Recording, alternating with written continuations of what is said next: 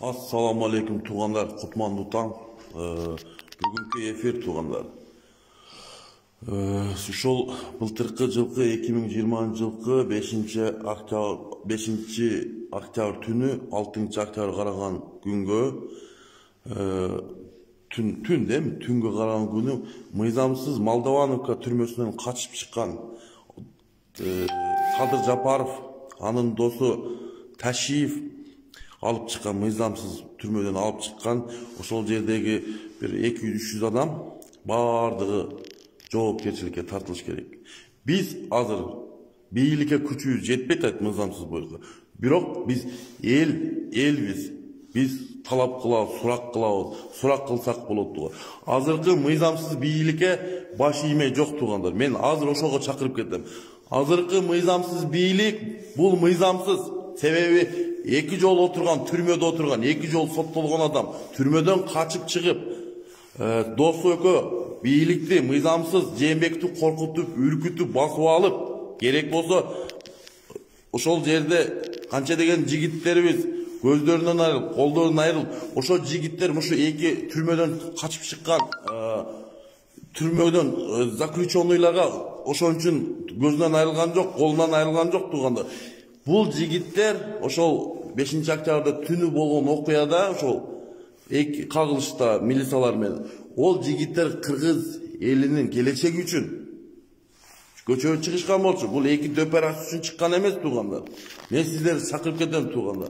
Ушул мыйзамсыздарды биз өз ордуна коюшубуз керек. Булардын орду түрмөдө туугандар. Мен ошого чакырып кетем. Мен азыр мен бүгүн эртең менен туруп, азыр маалыматтарды окуп калдым. Адахан Кимсанбаевди, Орозой Нарматованы ГКМга чакырыптыр, берки Адахан Кимсанбаевди прокуратурага чакырыптыр.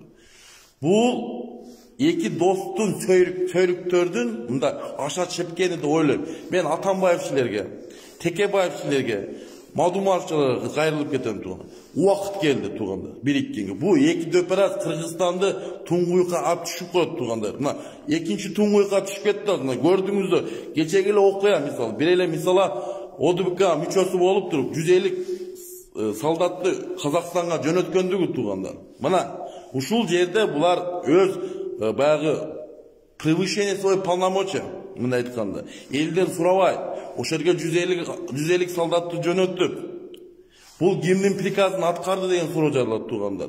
Баткенде 44 жаран туугандар, бейгүнө өлүп кетти туугандар. Буга ким жооп берет? Ушул малга чейин бир чиновник жооп берген жок туугандар. Ошо өлгөндөн эле шору болду. Туугандары кала берди туугандар. Мен дагы бир жолу чакырып кетем туугандар. Келиңиздер. Биригели, болду, токтотолу. Мына эки мошенникти, жуликти туугандар. Мен лично өзүм камайм. Мага аркамда тоо болуп берсеңиздер, мен эки мошенникти камайм туугандар. Мага мандат бергиле, полномочия бергиле, мен эки мошенникти мен сөзсүз камайм туугандар. Келиңиздер, бириңиздер, биз күчтүү, мындай айтканда, уюм болобуз Кудай кааласа. Президентти дагы, премьер-министр бардыгын биз текшерип, кыймылдарын, аракеттерин көрүп, жоопкерчилигин тарттырабыз. Ошондой гана уюм түзсөк туугандар, президенттин дагы, башкасы дагы бардыгы коркот. Келиңиздер, биригели. Биз мынабы коом, жарандык коом, күчтүү болушубуз керек. Анан кийин унчукпай балык болуп алып, подхалимствоны кылып, жок, андай болбойт туугандар. Ким болбосун? Мага демек Кудайархан болсун туугандар. Шералхан болуп кетсин мага демек. Же Нүсүпбей болуп кетсин. Мага кызыгы жок туугандар. Келиңиздер, Кыргызстандын келечектеги муундарды ойлосок, азырдан токтотолу дагы, ушул мыйзамсыз бийликти биз жоопкерчиликке тарталы дагы, таза бийликти алып келели, ошол жерге отургузалы туугандар. Мен ошого чакырып кетем, бул бийликти тааныбайбыз. Баягы мен бессрочный митингди жарыялабадым беле, Калмаматов камалганда. Ошол дагы уланып атат туугандар. Кимдер менин пикирим сиздерге туура келсе, менин личкама кайрылыңыздар туугандар. Биз жарандар өзүбүздүн коомубузду түзүп, ар бир Кыргызстанда болуп аткан окуяларга өтүп кеткен тарыктарга биз ушул мыйзамсыздарды жоопкерчиликке тартып, керек болсо үй бүлөсү саясатка аралашып кетти туугандар. Биз баягы Акаевди айтып жүрбөдүк беле, же Бакиевдин баласы. Булардын дагы балдары, иниси, агалары дагы аралашты туугандар. Мен ошого чакырып кетейин. Бизге таза инсан керек. Туганы таза инсан керек туугандар. Бизге таза инсан керек. Бол көрдүк. Билими күчтүү керек туугандар бизге. Жок дегенде элди алдабаган адам керек туугандар. Бул кетиште бул эки сөйрөк кечеге Казакстанда 10 000 жаран өлтүр туугандар. 10 000 жаран өлтүр Казакстанда. Токаев, Жомарт Токаев өздөрүнүн 10 000 жараны аттырып салды туугандар. Булар да ошондой кылганга аракет кылат туугандар. Булар бийликти бизге жөн бербейт туугандар. Жертва болот туугандар. Бирок жертва боло турган болсо туугандар, бул Жапаровдун дагы Садыр Жапаров менен Ташит өкөтөн үй бүлөсү менен тең ошо баш менен жооп берет. Эгер биздин талапты аткарбай турган болсо, бул мыйзамсыздар. Мен буларды отставкага кетишин талап кылам. Акылбек Жапаровду, Садыр Жапаровду, Ташиевди, азыркы турган Байсалов, Майсалов бардыгын талап кылам. Булар кетиш керек туугандар. Келиңиздер, биригелик, күчтүү болот. Корко турган эч ким жок бизден туугандар. Бир Алла Таалам бар корко турган. Ошодон коркула. Мына окшогон жуликтер, мошенниктерге сөзүн угуп, ошолорго подчинять эткен туугандар. Бул биздин намысыбызды тепселеп койгон болобуз туугандар. Булар көрүнүп турат мыйзамсыз экен. Көрүнүп турган турса дагы биз ошону айта албай атабыз мыйзамсыз экен туугандар. Мына көрүп атасыз, кыргыз саясатын, ички саясатын аталасын, боткосун чыгарып койду туугандар. Эмне үчүн биз бириге албайбыз туугандар? Келиңиздер, мен болуп берейин, убакыт, мен макул туугандар. Мен убактылуу өкмөт болуп берейин туугандар. Убактылуу өкмөт болуп берем сизге. Мен сизге таза шайлоону, мен сиздерге таза шайлоону кандай өтүшүн мен көрсөтөм сиздерге туугандар. Мага бийликтин кереги жок туугандар. Мен кыргыз эли үчүн туугандар. Келечек муун үчүн туугандар.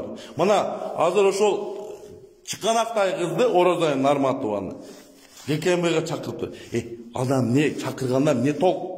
Чындыкты айтып койгон үчүн чакырдыбы? Же мен түшүнбөйм. Же Адахан Кимсамаевди прокуратурага чакырып койду. Не үчүн чакырды? Суракка неге чакырды? Ушундай суроолор жаралат турганда. Булар өзүм билем өтүгүм төргүйлөп атат тургандар. Менин личкама чыгыңыздар.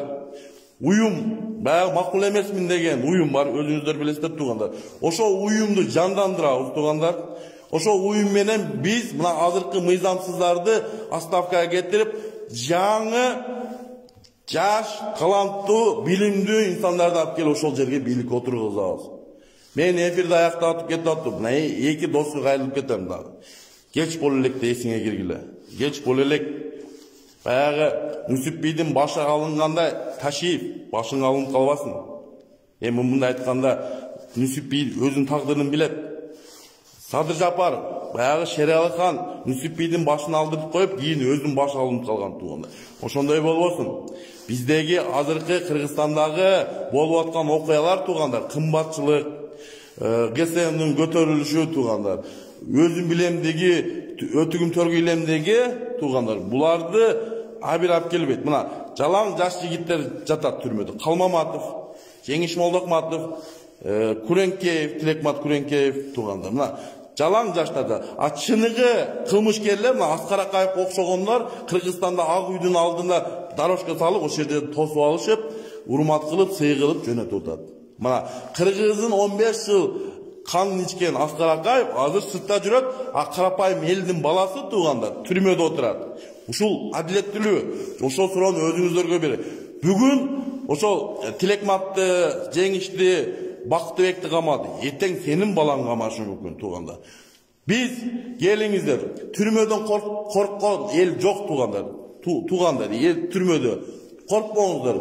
Отургузса туугандар, адилет үчүн отуруп коесуздар. Бирок убакыт келет, тарых тастыктайт, что сиздер Кыргыз мамлекетинин келечеги үчүн мына эки дөпарак билимсиздердин айынан ошол жерге саясий маанайда отурду деген тарыхта калат.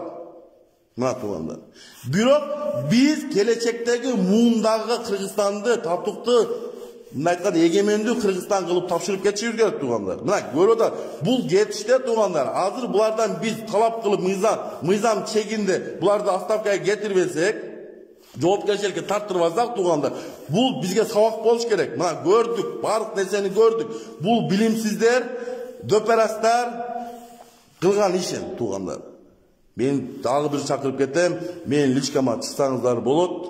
Мен сиздер менен биргемин. Биздин идея менен биздин пикирибиз келишсе туугандар, биз ушу кыргыз мамлекетинин келечеги үчүн, кыргыз мамлекетинин келечегин муундар үчүн туугандар, биз эгемендиги үчүн туугандар. Мына ошол эфирде мен бардыгын максималдуу түрдө таркатып жүрсеңиздер, мен сиздерден суранам туугандар. Саламатта калыңыздар. Мен дагы эскертип кетем мына эки доско. Мына тагдырыңар мына 2-3 айдын ичинде чечилип калышы мүмкүн. Ушул кетишиңерде болсо 2-3 айда чечип коебуз. Себеби биз элбиз, биз талап кылабыз. Сага зарплата төлөгөн менмин. Биздин кыргыз эли. Налог төлөгөн биз болот. Силер ошо резиденция чардалдатып, силерди өзүм билемдик кылып өтүңөр илген, биз ошого биз акча берип атабыз. Биздин акчабыз менен жашап атасың. Садыр Жапаров, Ташиев, эсиңе туткун. Баягы түрмөдө отуруп кат жазган Атамбаевга кат жазган күндөрүң эсиңен чыгарбагын, Психбанждагы учетко турганың эсиңен чыгарбагын. Садыр Жапаров, суицидке барган күндөрүң эсиңен чыгарбагын, өзүңүздү билесиз. Түрмөдө отуруп алып, өзүңүздүн мойнуңузду кескен. Ошо күндөр эстен чыкпасын. 11 жылыңыздын 5 жылыгын отурупсуз, дагы 6 жылы бар туугандар. Ошо 6 жылыгын сиз отурушуңуз керек. Сиз мыйзамсыз түрмөдөн качып чыктыңыз, мыйзамсыз бийликти басып алдыңыз. Саламатта калыңыздар. Мен сиздер менен Бекиев Эмин Маликович. Башталды туугандар. Мына болду, всё. Аркага жол жок туугандар. Башталды.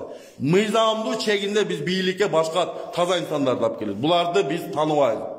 Молодец. Тынч болуңуздар туугандар.